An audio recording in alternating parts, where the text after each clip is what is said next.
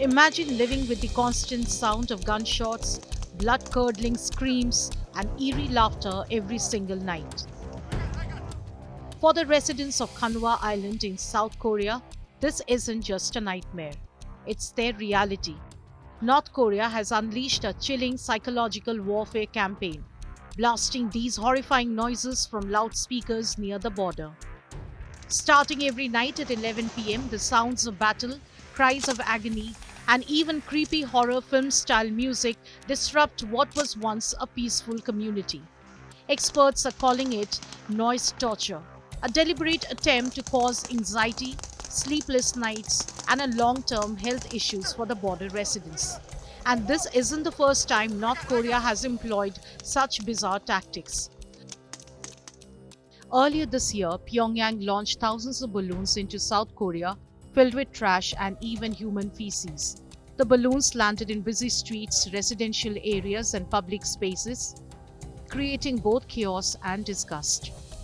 Why? It was a tit for tat response to South Korean activists who sent anti North Korean pamphlets and USB drives loaded with K pop content into the North. These pamphlets often criticize North Korea's human rights record or mock its leader Kim Jong un.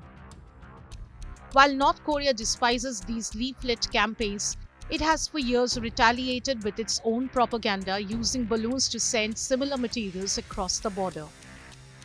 Experts suggest that these tactics are part of Kim Jong un's grey zone warfare actions designed to provoke and destabilize but stop short of actual conflict.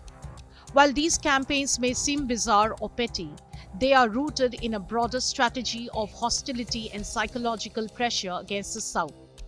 Residents in Kangwa Island are now pleading with the South Korean government for action. Many are suffering from sleep disorders, headaches, and severe stress. Their peaceful nights have turned into an unrelenting psychological battleground, and their patience is wearing thin. Analysts are now questioning where this might lead. Is Kim Jong un simply escalating his rhetoric, or could these provocations signal something far more dangerous on the horizon?